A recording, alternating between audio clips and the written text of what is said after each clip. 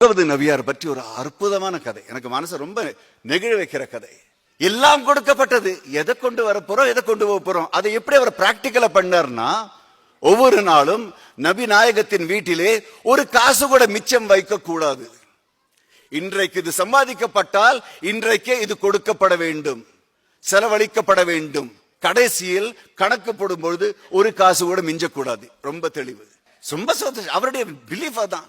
அல்லாஹ் கொடுக்கிறான், ஆண்டவன் கொடுத்திருக்கான் எல்லாருக்கும். நான் தக்க வச்சுக்கிறதுக்கு நான் என்ன சேவிங்ஸ் பேங்க்.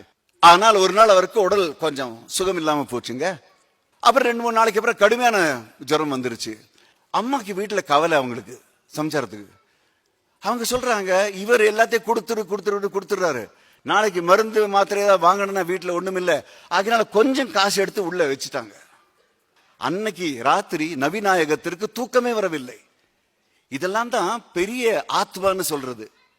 விஷயங்களை பார்க்கனாலும் உணர்ந்து கொண்டு உடல் செயல்படும் அந்த விதம், சென்சிட்டிவிட்டி. என்னங்க நீங்க தூங்கல, தூக்கம் வரலையே, ஏதோ தவறு இருக்கு. என்னங்க தவறு, உங்க உடம்பு சரியில்லாதான்.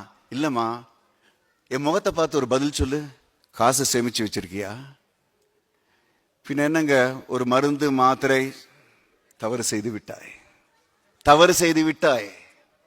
அவன் இருக்கான் பாத்துக்கிறதுக்கு, நீ யாரு பாத்துக்கிறதுக்கு? வேணாம், தயவு செஞ்சு போய் ராத்திரி எவ்வளவு மணி நேரம், 12:30 மணி நாளைக்கு ராத்திரி 12:30 மணி நேரத்துக்கு சொல்றாரு, தயவு செஞ்சு அந்த காசு எடுத்துக்கொண்டு போய் வெளியில யார் இருந்தாலும் பிச்சைக்காரனுக்கு, தயவு செஞ்சு யாரா இருந்தாலும் ஏழைக்கு கொடுத்துரு. வேற வழி இல்ல. காசு எடுத்துக்கிட்டு கதவை துறக்கிறாங்க. அம்மா தாயே என்று வாசலில் ஒரு பிச்சைக்காரன் காத்துக்கொண்டு நிற்கிறான். அசந்துட்டாங்க, புல்லரிச்சு போச்சு, கண்ணுல எல்லாம் ஜலம். விவரம் நான் புரிஞ்சுக்கலையேன்னு காசு கொடுத்தோடனே, அம்மா தாயே, இந்த வீட்டுக்காரங்க நல்லா வாழணும், மகராசனா வாழணும் சொல்லிட்டு போனாங்க. திரும்பி பார்க்கிறார்கள், முகத்தில் அந்த ஒரு மந்தகாச புன்னகையோடு நபிகள் இவரை பார்க்கிறார்.